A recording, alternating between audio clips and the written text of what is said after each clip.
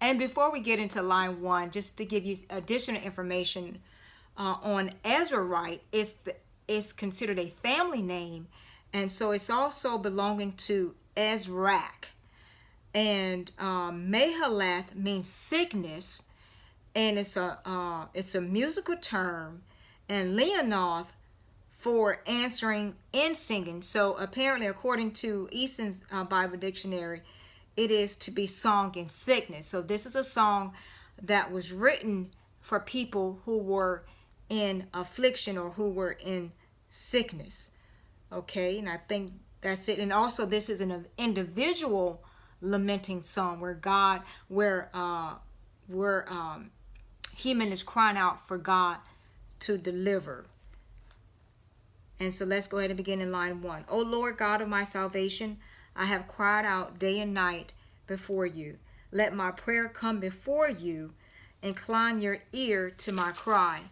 For my soul is full of troubles, and my life draws near to the grave.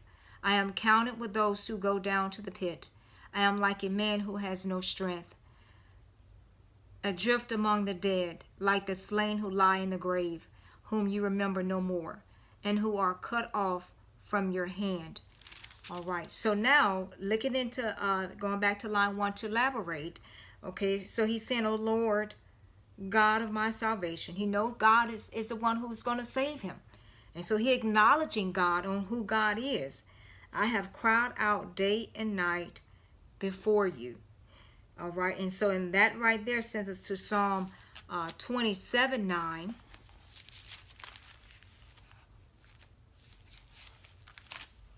That says, "Do not hide your face from me. Do not turn your servant away in anger. You have been my help. Do not leave me nor forsake me, O God of my salvation."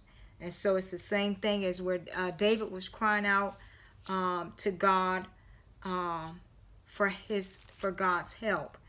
All right, so he said, "O Lord God of my salvation, I have cried out day and night before you."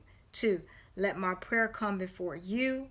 Incline your ear to my cry. So he's saying that let my prayer come before you, not be hindered, not turn away, but let my prayer approach your throne, so that I may attain some grace and some mercy. And then in the B part of 2, it says, "Incline your ear to me." So he's asking God to listen to him. So he said, "Listen to my cry." That's what he's asking God to do. Then it says in 3, "For my soul is full of troubles, and my life draws near to the grave." And so the soul is the mind, the will, and the intellect. And he's saying that his soul is full of trouble. His mind, his will, his intellect is full of trouble. And then also his life is drawn near to the grave. It's like his soul is troubled. He can't think. All right, he can't maneuver because it's a deep, deep affliction that it has pierced through his soul. And so now his own life is drawing near to the grave. And then 4, he said, "I am counted with those who go down to the pit." He says, so he's saying he's counted with those who are going to die. And then he's saying this. He said, "I am like a man who has no strength." And so he's saying that he's counted with those who's going to die, and he's like a man who has no strength. And when you have no strength, no vigor, then you're not able to fight. You're not able to maneuver. And so he feels helpless. And then 5, he said, "Adrift among the dead," so free among the dead, like the slain who lie in the grave. All right, so he's using this imagery. He's using this simile, like the slain who lie in the grave, whom you remember no more, and who are cut off from your hand.